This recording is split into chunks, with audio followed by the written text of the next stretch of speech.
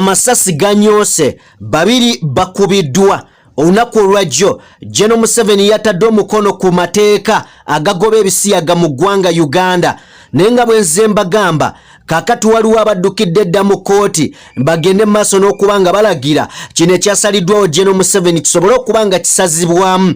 Nzize mbagamba nti lino etteeka lijja kuteebwako omukono naye era bajja kuliwakanya. Kati linda owulire ogenda kutegeera lino etteeka ddala baalitaddeko omukono nga bakitegeeza oba baalitaddeko omukono basanyuse abantu bamale bayite bali ate balikubire mu kooti. Byonna ngenda kubanga mbikuwa. Njagala kutegeezaako nti abakulu okuva mu kibiina kya FDC bavuddeyo ne bagamba oba ne balagira abakulu mu UPDF balagire mangu abaana b'eggwanga Uganda abafiira mu Mogadishu wali mu ggwanga erya Somalia baveeyo mu bonnambiro. Tewali nsonga essa baana bannayuganda mu bintu ebitali mu makulu. Kakati abakulu mu FDC byonna ngenda kubeera nga mbikutuusaako mukwano gwange.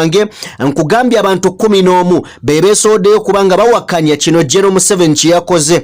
Byonna ngenda kubanga mbikuleetera. Ayogerera amagye g'eggwanga Uganda Felix Kulaije yavuddeyo n'agamba bano abasirikale be bakubidde Mogadishu babadde n'obunafu n'obugayaavu mu ngeri emu oba endala mu ngeri y'ekikesi. Byonna ngenda kubanga mbikuwa mukwano gwange tusubwako yadde n'ekimu. Olunaku olwajje twafunye fight wakati wa Aline Skine n'omukulu amanyiddwa nga Pallaso. Wabula njagala kuleetera emboozi eno gitegeere bulungi.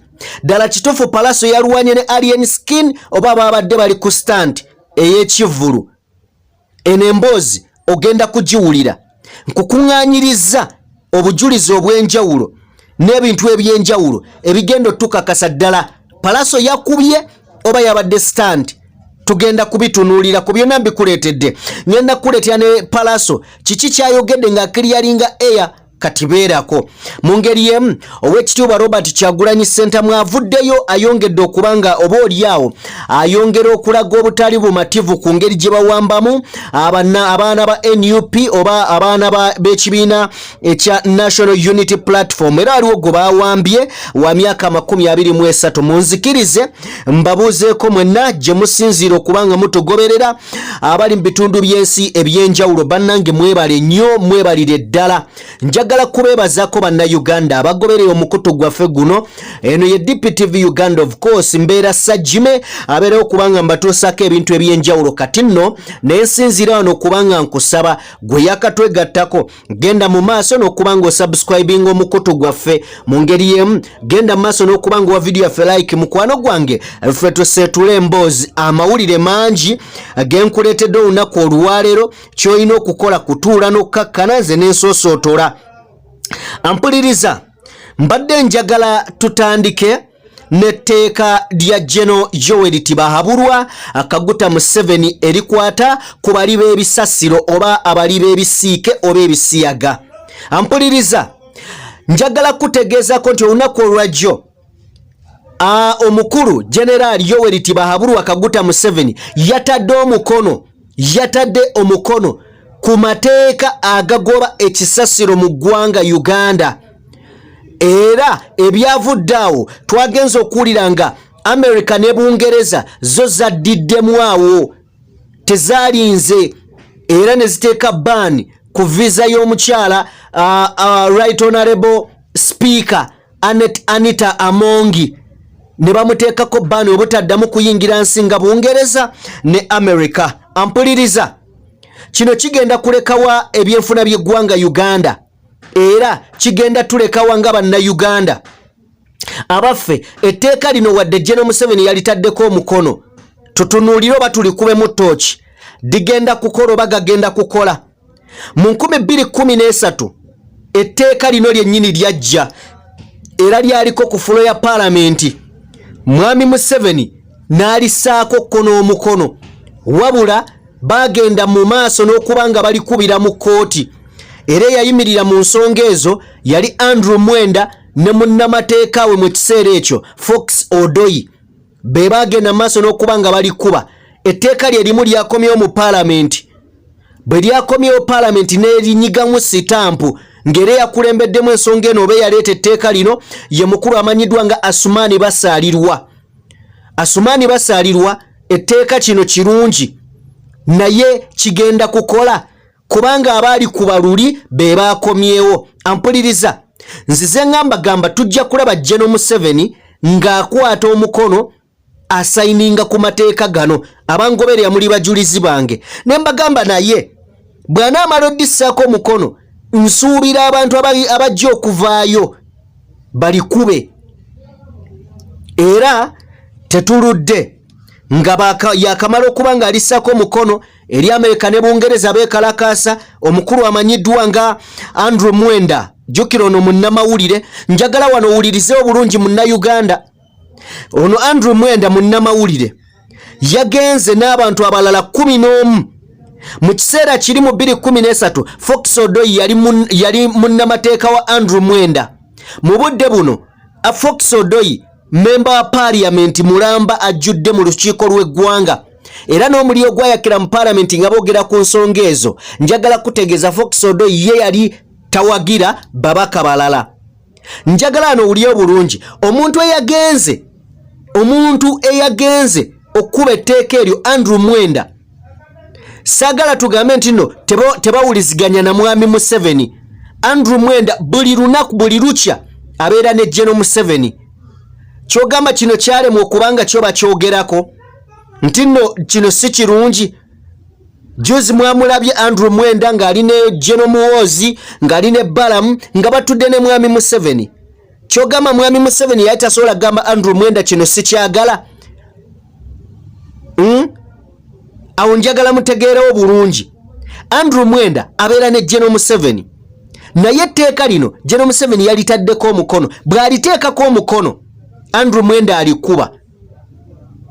Tetubeera nga tuli mu muzannyo, tetubeera nga tuli mu kazannyo nga katambulira mu episodes oba mu butundu nti tugire kino ne kino tukole bwe tuti.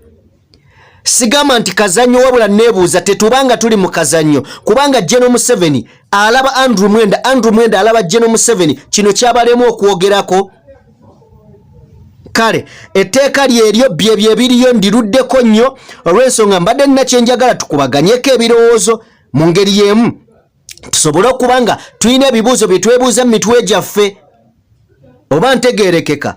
Njagala nsooke enveewo kaawo ampuliriza. Olunaku lwali Lwakutaano, olunaku olw'okutaano abakambwe ab'akabinja ka Al-Shabaab balumba enkambi y'eggwanga Uganda oba ey'amagye g'eggwanga Uganda aga UPDF, Uganda People Defence Force, ne bagakuba bubi nnyo era abantu 5 balipotingibwa nga ge magye agafudde. Nensi jano nenkugamba nti gavumenti we kugamba 5 multiply by 3 ofune omuwendo omutuufu. Wabula ebimu ku bigambo ebitandise okuba nga bivaayo ebikaawukira omususa bye bino wammanga. Omukulu amanyiddwa nga Felix Kuraije yennyini ye mwogezi w'amagye g'eggwanga avuddeyo ate ye n'agamba banne nti abasirikale abaatwalibwa okukuuma emirembe mu ggwanga erya Somalia kyalabise nga bagayaavu. Okubwa kuno kwavudde ku bugayaavu bwabwe. Abakessi tebaakoze kimala oba babadde tebakola kimala. Kino kyaleetedde okuba nga bafiirwa abantu bano. Ye mwogezi w'amagye agamba bano abaliyo abaweebwayo babadde balagajjavu, kitegeeza balagajjalidde obulamu bwabwe. Bigambo bya Felix Kuraije mwogezi wa UPDF. Ampuliriza ebyo nga bikyali awo era bategeezeza nti nno bagenda okwongera obukuumi n'okwongera okukakasa nti kati bwe batwalayo beebo bennyini abateekeddwa okubeera nga gye bali. Kitegeeza teriiyo oba tebalina pulaani ejja magye ga Uganda mu ggwanga lya Somalia, wabula bagenda kwongerayo bwongezi kuba tugambye bagenda kutwalayo oba okwongera obukugu mu abo. Ye Felix Kuraije. Kale awo nga tetunnaba kuvaayo mu FDC oba ekibiina kya FDC kivuddeyo bwe kityo ne kigenda mu maaso n'okuba nga kissa ku nninga abakulu abali mu buyinza n'abanene mu magye g'eggwanga Uganda nga bategeeza ndowooza kye kiseera amagye gaffe mugajje e Somalia. kyekiseera abaana b'eggwanga mubakomyewo ewaka mubajje e Somalia. Abaana b'eggwanga mubakomyewo ewaka muleme kuttisa abaana b'abantu mu nsonga ezitaliimu. Ampuliriza n'omukulu amanyiddwa nga Koloneri Kiza retired Besigye Kifeefe yabaddeko ku mukutu ogumu n'agamba nti I think bino byandibadde bikoma. Uganda yandikutte amagye n'eba ng'egakomyawo. Okuuma emirembe kibeera bwe kiti. Kino kyange n'entegeera yange ng'omuntu. Okuuma emirembe mu mawanga amagye gayina kuuma nsalo. Okakasa nti n'ensalo yaffe omulabe tayingira waffe awamu n'okulaba omulabe ng'ayingira ewa neiba. Ne bwe mulinda omulaba amala okutuuka munda wakati wabeerawo ebigendererwa ebirala. Either mugenda omuyambako nga mulina kye mugenda okufunayo.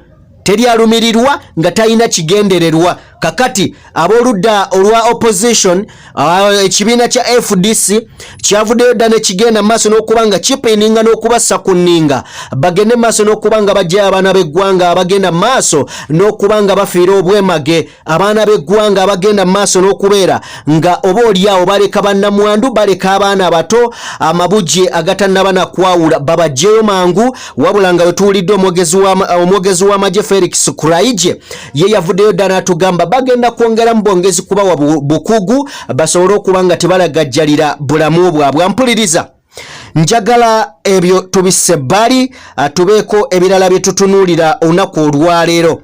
Amawulire nina mangi njagala kutegeezako nti owa poliisi afa bakudde abantu babiri balambirira amasasi era nabyo mbekuleetera. Nga sinnaba kubanga neeyongerayo njagala kukusaba wa video yaffe like mu ngeri y'emu eyakatwegattako genda maaso n'okubeera nga osubscribinga.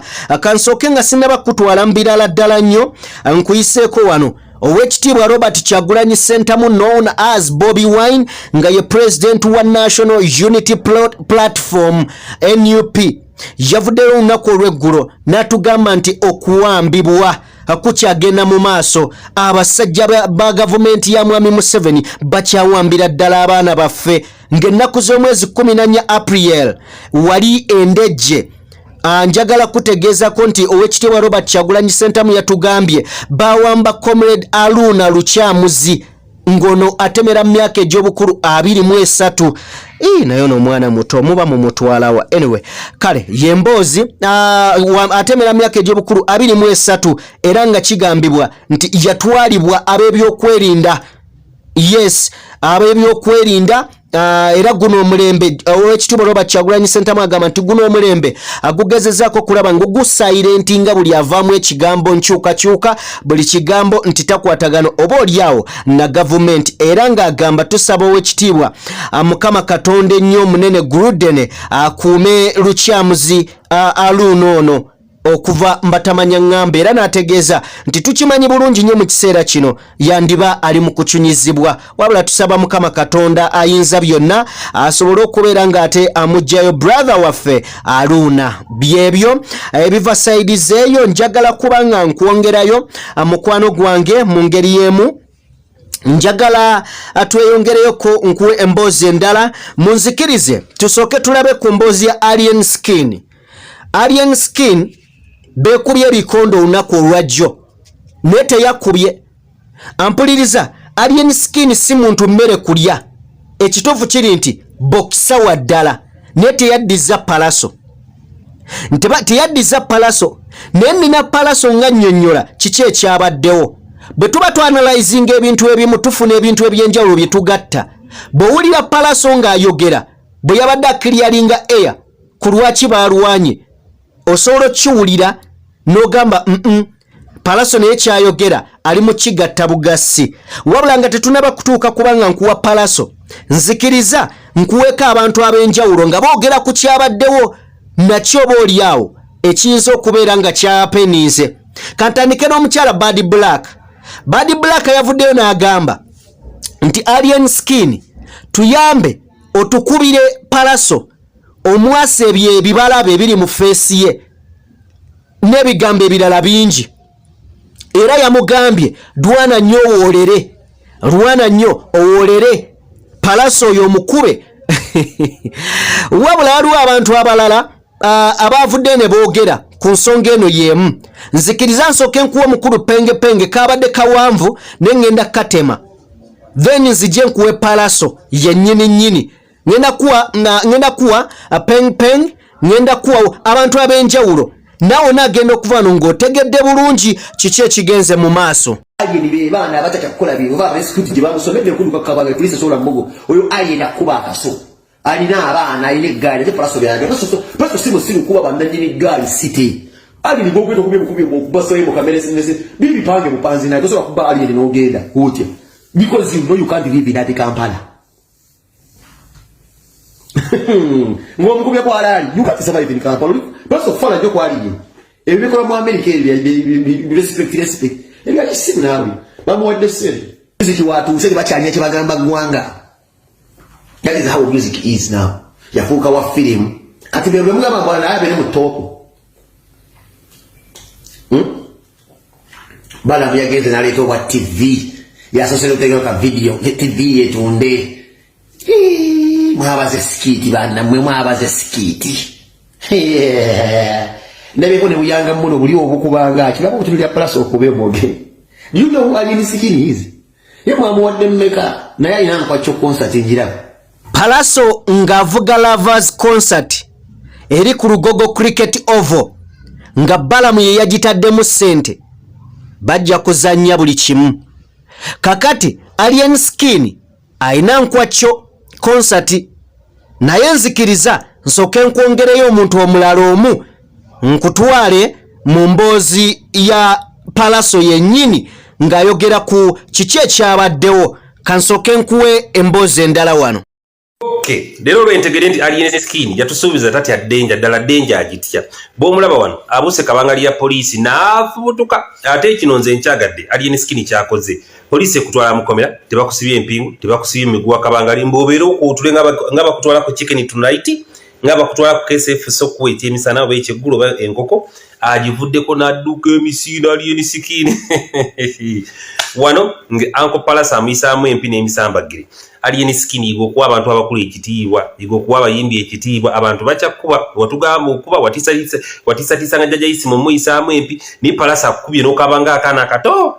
Aline Skine n'okabanga akamenke oli Aline Skine n'okabanga ekivuuvumira atali Aline tusinga kutya Aline ni Aline bagikubye nekabanga crocodile Aline nekabanga lizard Aline nekabanga kawizo Aline yani badde ekabanga Aline ngokirizo tya Pallaso kukuba engumi bweziti. Oluvannyuma dwa buli kimu okubanga kyapeninze nga bwe mulabye nga bwe mwabirabye oba we muzze mubiraba. Aline Skine yagenze ku mukutu gwe ogwa Facebook n'ateekayo n'agamba he got what he wanted. N'agamba tubeereyo nga 19 nga mwenda era ekiri mu kusaturatinga oba ekiriko kati ekigenda mu maaso n'okuba nga kitrendinga ku all social media platforms kwe kubwa kwa Aline Skine. Naye gwe baakubye ali mu kupostinga concert ya musajja. Njagala tuwulirize ku mukulu amanyiddwa nga Pallaso. Pallaso kiki kyayogera ku nsonga eno ey'okuba Aline Skine akubuulira bwe byatandise. Wabula njagala owulirize bulungi ate analyzinge n'ebigambo byo bikotinge bulungi. Then gojja genda mu comment section ombuulire kiki ky'owulidde na kiki ky'otegedde. Katemba ali mu ndongo ya Uganda. Katemba ali mu Uganda. Abasajja bazanya stand. Nesirowooza nti Pallaso ku ndongo gyakubye anyway simanyi nnyo nti yandibadde azanya okatemba bw'ati naye kale kansooke mukuwe omwewulirireko. Ateekawo embeera kati mbadde ndyawo ndi mu rehearsals azze n'abantu kumpi 15 bayingidde rehearsals baziyimiriza okitegeera tugezaako mugamba njogerera mu luyaye gwe tonaliwanika tonnatuuka kwogera kati eyo omusajja Aline nze bye bintu bye nasooka okukola case nembivaamu era munansonyiwa ka video kayinza okuba kabi.